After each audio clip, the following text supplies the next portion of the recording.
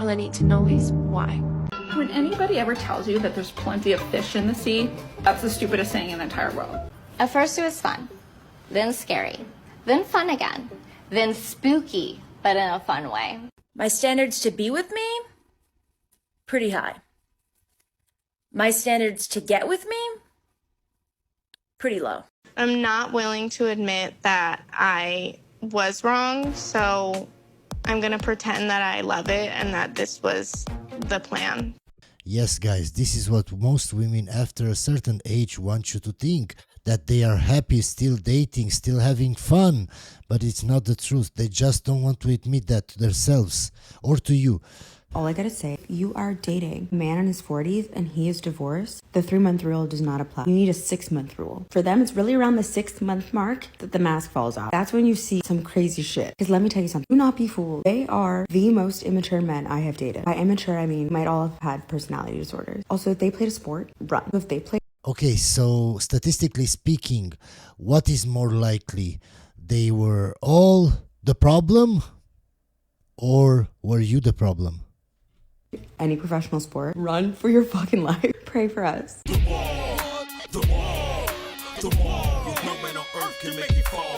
I was talking with my mom the other day.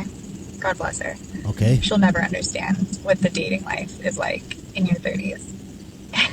She said to me, she said, I was talking about it with your dad and I don't get it. Like, when we met, we were just in love. Like, I didn't care what he drove, how much he makes, what he does for a living.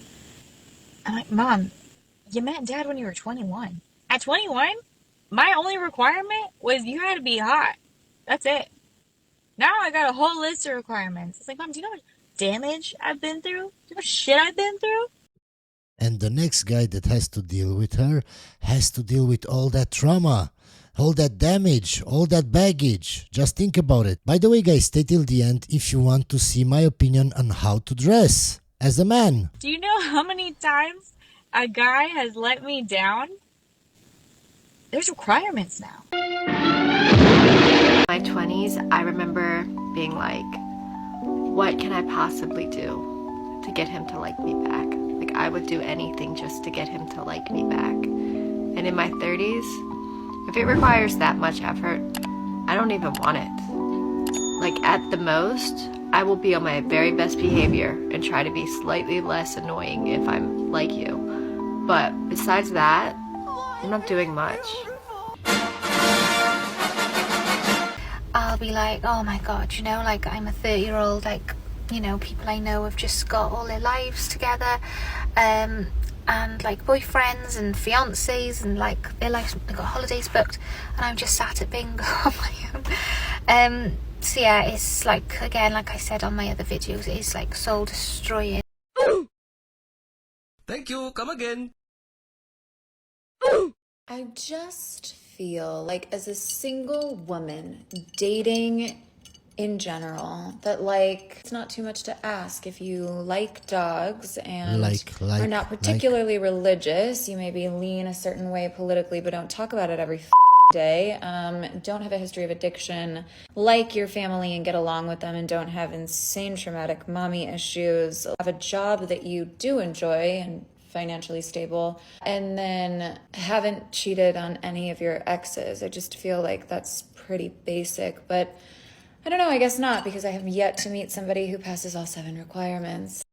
You might as well face the fact that you're going to be alone and stop pining away for some fantasy guy you're never going to get. Keep waiting, ma'am. Prince Charming will just fall from the sky. Maybe in another 5 years you'll make another TikTok and I will react to it again. That's all. You're the most beautiful, funny, loving girl I've ever met. You're perfect. But I want to see if I can try and find someone better. As much as I want to fight it and act like it doesn't get to me, that I'm 35 and I'm single and I don't have any prospects right now, isn't going to change what I really feel. It's hard. It's really hard to sit and admit that I have been hurt. It's hard to sit and admit that I have taken risk on love and it hasn't worked out. It's hard to admit to myself that it's impacted the way that I view dating. All right, thoughts I have being At least she admits it. A single 30-something-year-old living in New York City. I think the thought of not finding your person and falling in love is really scary. But you know what I think is even worse is falling in love, finding your person, and having it be the wrong time and wrong place and it not working out. How can it not work out if you find the right man? How? Have you ever noticed how women have way more competition than men in dating? Competition women have in dating is crazy. Yes, let me explain. All women have unrealistic expectations in dating. They all want chads, they all want the 9s and 10s, and they all go after the same men. 100% of women go after the top 5, 10% of men. So of course they have a lot of competition. Of course. I swear I'm always seeing 10 out of 10 women drop dead gorgeous smoke shows. Yes, full of makeup and Botox. Just running around, bodies, whatever, all the time. I see them all the time. Whereas men, I rarely see a good-looking, well-dressed, fit man. We're in a relationship. If I want sex, I get it. If you want it, I'll think about it. We're in a relationship and everything's always my fault. We're in a relationship. We each make our own money, but we only spend yours. We're in a relationship. I think this is a skit, but it's also very true. You're allowed to have fun and I'm not. In a relationship. I can have your locations, but you can't have mine. We're in a relationship and my shit is the only one that stinks apparently. A relationship. You always have to buy me gifts, but I only have to buy you gifts sometimes. We're in a relationship and that means we'll never agree which place to go to dinner. I was 39. It was a Saturday evening around 7:45, and I looked in the mirror and I could not recognize myself. I had aged so dramatically. And I think at 6 o'clock, I had looked just fine. So when I tell you that sudden and dramatic aging is coming for you, this is like straight out of the Bible. Dermatologists will tell you this is absolutely a thing. You can ask every woman on TikTok and they will say this is not true. They will only look hotter as they get older. We were together for 9 years and we had 2 little boys. But when our boys were 6 weeks old, my husband had a terrible accident.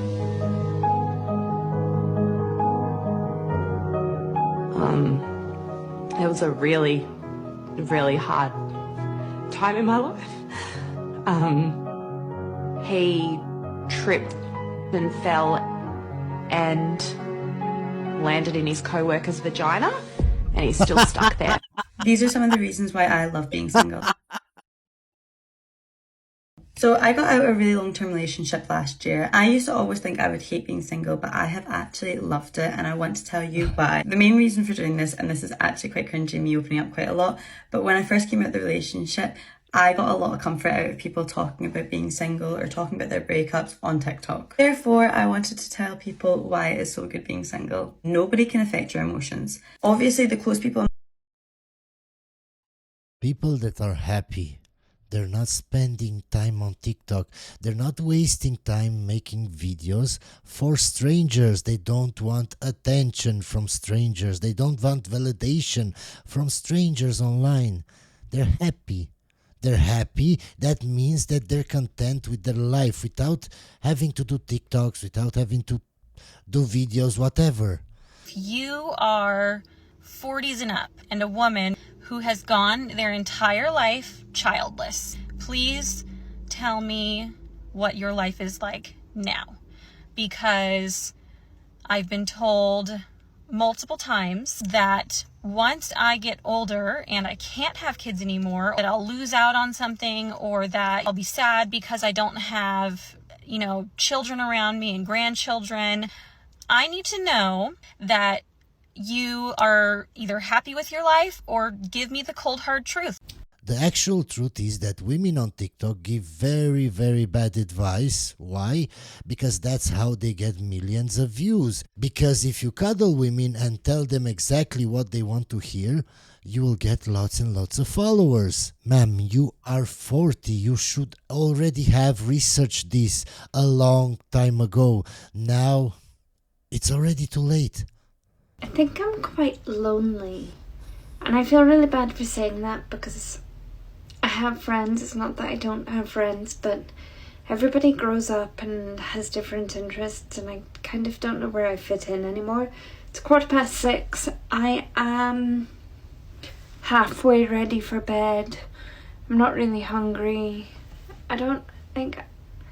How do you make friends in your 30s? And I do have friends. It's not that I don't have anyone to turn to, but where do I get hobbies? Where do I meet new people? How do you...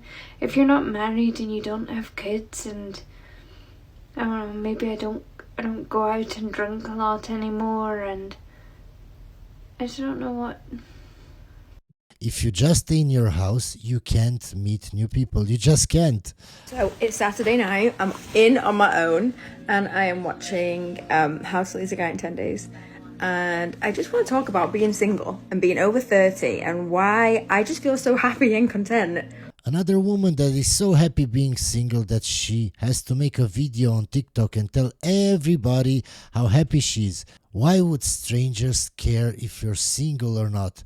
Why would strangers care if you're happy or not? It's so odd to me. But it hasn't always been this way, and it definitely took work to get here. But one thing I will say is that Heartbreak taught me so much, and being single and choosing to actively not date and spend time alone changed my life. And one thing I realized that was so amazing is that I had all this energy that I used to be using on giving and giving and giving and giving and giving to a partner to be loved. And now I could give it to myself. Absolutely not exclusive. I've said this before. I do not agree with it whatsoever. I think it's like honestly the dumbest thing ever. My boyfriend asked to be exclusive and I was like, no fucking way. Why would we be exclusive if we're not boyfriend girlfriend? And for that, let's just put a label on it. Me being exclusive is taking him off the market. He's taking you off the market. For what? To not even be able to put a label on it? I don't get it. Why would she stay with a man that doesn't want to be her boyfriend, or more than that? Why? You shouldn't even have slept with him before, not knowing he doesn't want to be your boyfriend. Leave. I don't get it. Oh, but I'll try to change him, and I'll try to make him be my boyfriend. You can't make somebody change if they don't want to change. If he doesn't want to be your boyfriend for whatever reason, he won't. No, hell no. I'm not going to shut off my options, nor his. If I'm not 100% certain that I want to be in a relationship with this person. I was basically like, let's date until we become official. Otherwise, let's not take one another off the market just to be your exclusive little F buddy. Dating an older man is the most peaceful dating experience I've ever had in my life, okay? When I tell you this man talks about 3 things: golf, lawns, and wine. And he just lets me sit here and be pretty. And like, he just deals with the rest of the stuff, okay? He's out there currently mowing his lawns because it's 2 meals too long for summer. Okay, the other night he was showing me his golf clubs and he was like, this one costs $4.50, there's a driver, it's really light. Well done, honey, good job. I don't know what you're talking about, but it's really good. He's so lovely. And you know what? He's also off the grid, so like, stop dating these dusty, musty men who like don't have their shit together, okay? This is your sign.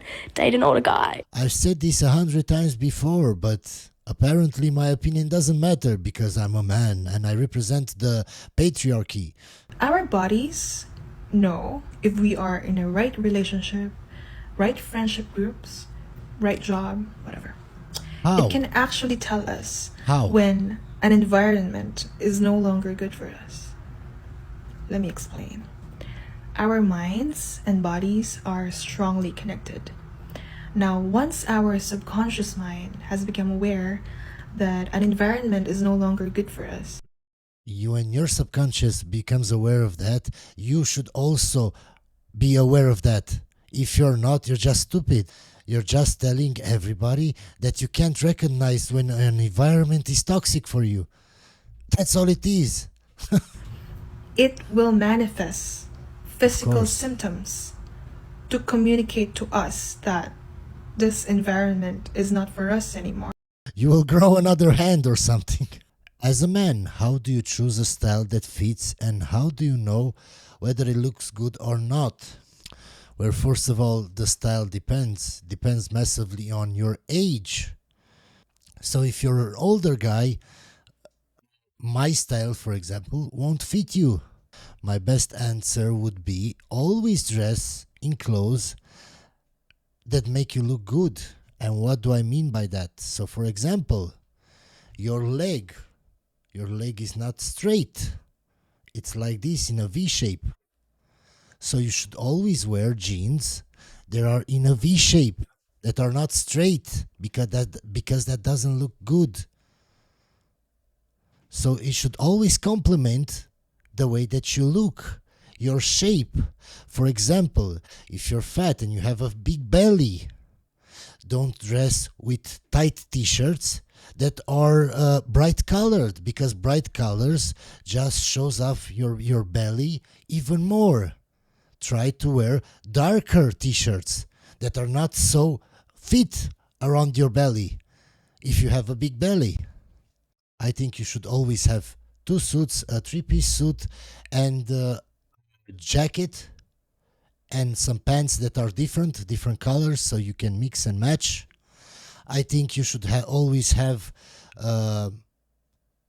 black or darker jeans for the winter and brighter jeans for the spring and summer.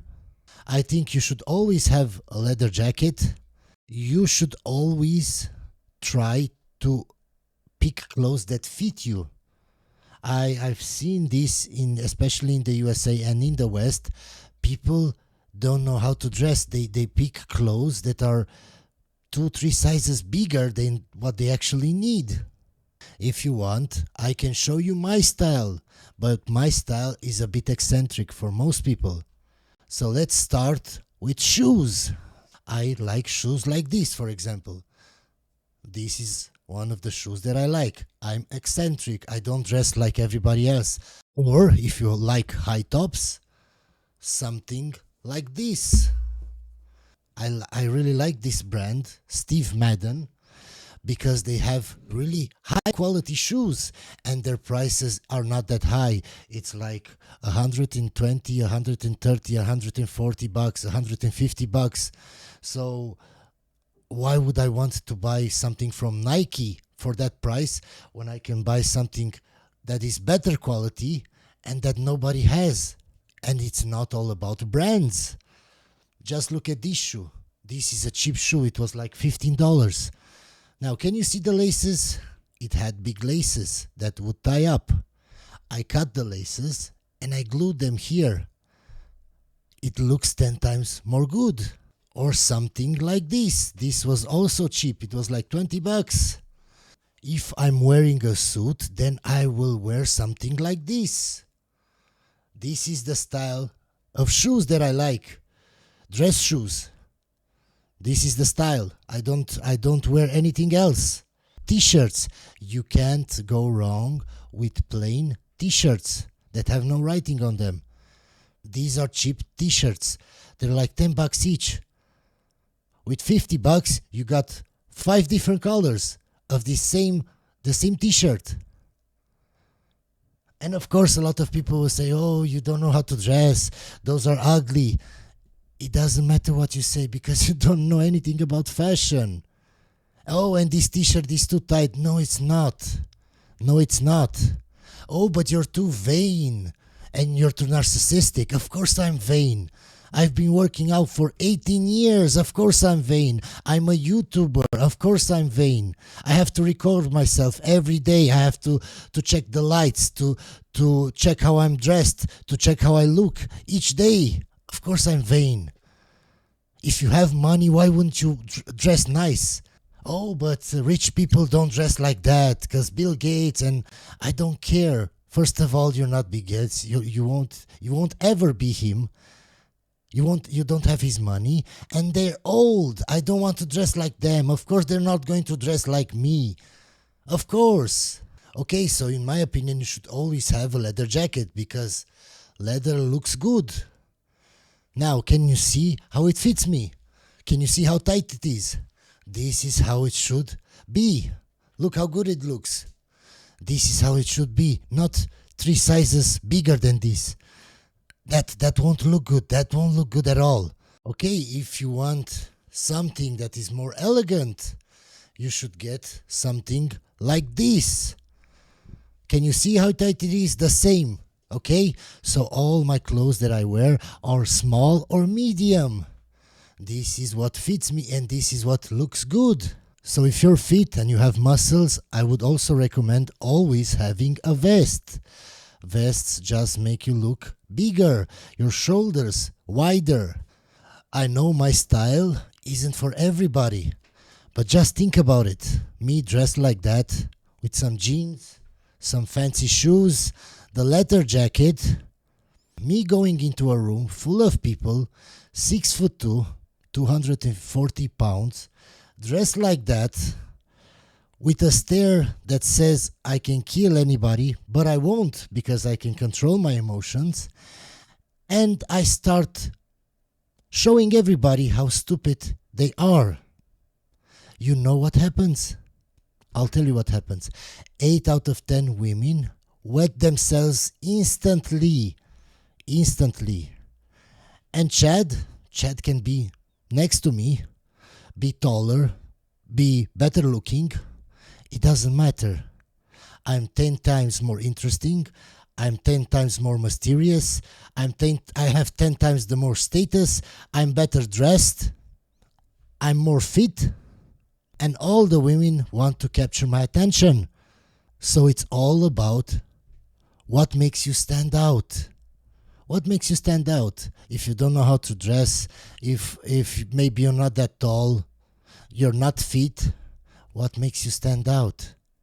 Do you recommend any skincare routines for men, and what, if any? Yeah, it depends on your age, but you should use some creams. But I can't say anything. I can't say any names. Why? Because I've researched a lot of serums, a lot of creams, and their active ingredients, and I'm not convinced what actually works. And even if I saw studies that showed that active ingredient actually works, in most creams, in most serums, it's too low of a concentration.